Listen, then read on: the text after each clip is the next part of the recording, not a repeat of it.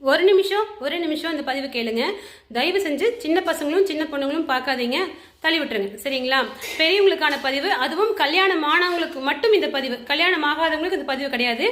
தப்பு பண்றவங்களுக்கு மட்டும்தான் இந்த பதிவு. தப்பு பண்ணாத நல்ல குடும்பத்து பெண்களுக்கும் நல்ல குடும்பத்து ஆண்களுக்கும் இந்த பதிவு பொருந்தாது. சரிங்களா?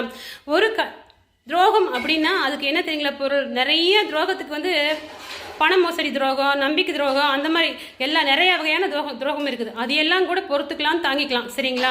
ஆனால் இந்த மாதிரி துரோகத்தை வந்து ஒரு மனுஷனால தாங்கிக்கவே முடியாது. பொதுவாக பெண்கள் வந்து கண்டிப்பாக தாங்கிக்கவே முடியாது. அப்படி என்ன துரோகம் அப்படின்னு கேட்டிங்கன்னா, உங்களுக்கு நல்லபடியாக உங்களோட அப்பா அம்மாவோ இல்லை நீங்களா பார்த்து கல்யாணம் பண்ணீங்களோ ஏதோ ஒரு பொண்ணு உங்களை நம்பி ஒரு பொண்ணு வரா, உங்கள் வாழ்க்கையில் ஒரு பொண்ணு உங்களை நம்பி வரா. அந்த பொண்ணுக்கு நீங்கள் துரோகம் செஞ்சுட்டு இன்னொருத்தரோட மனைவி மேலே போய் நீங்கள் ஆசைப்பட்டீங்கன்னா அதுக்கு பேர் தான் பயங்கரமான பச்சை துரோகம். சரிங்களா? அப்படி பச்சை துரோகத்தை செஞ்சு உங்கள் மனசு நிம்மதியாக இருக்குது, நீங்கள் சந்தோஷமாக இருக்கீங்க அப்படின்னு நினச்சி நீங்கள் 2 பேர் மட்டும் தான் சந்தோஷமாக இருப்பீங்க. உங்களை சுற்றி இருக்கிறவங்களும் அந்த குடும்பத்தில் சுற்றி இருக்கிறவங்களும் அவங்க ரொம்ப வருத்தப்படுவாங்க, மனவேதனைப்படுவாங்க. அப்படி நீ மனவேதனை பண்ணணுமா? உங்கள் சந்தோஷம், ஒரு சின்ன சந்தோஷத்துக்காக, அற்ப சந்தோஷத்துக்காக இந்த குடும்பம் அந்த குடும்பம் பாதிக்கணுமா?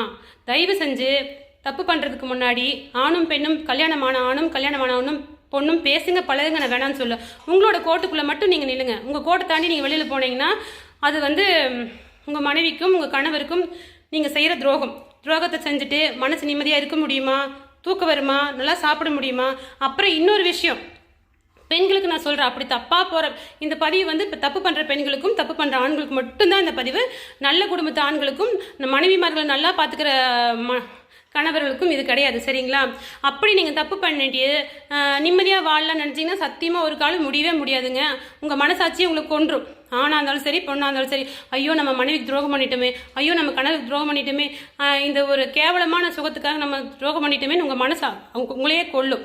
எப்படி கொல்லுன்னா, இப்போ நீங்கள் உங்கள் வீட்டுக்கார்ட்ட கிடைக்காத அந்த அன்பு, பாசம், வேறு ஏதோ எக்ஸட்ரா அத்தனையும் வந்து இன்னொருத்தங்கிட்ட கிடைக்குது அப்படின்ட்டு போனீங்கன்னா அவன் வந்து குறிப்பிட்ட காலம் உங்களை யூஸ் பண்ணிவிட்டு use and throw, one use tumbler மாதிரி உங்களை தூக்கி வீசிட்டு அவன் பொண்டாட்டிக்கிட்டு போயிடுவான்.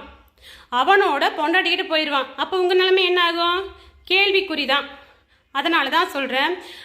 அதே மாதிரி தான் நம்ம புருஷன் விட்டு இன்னொரு புருஷன்கிட்ட போனால் அந்த புருஷன் அவன் பொண்டாட்டிக்கிட்டு போயிடுவான்.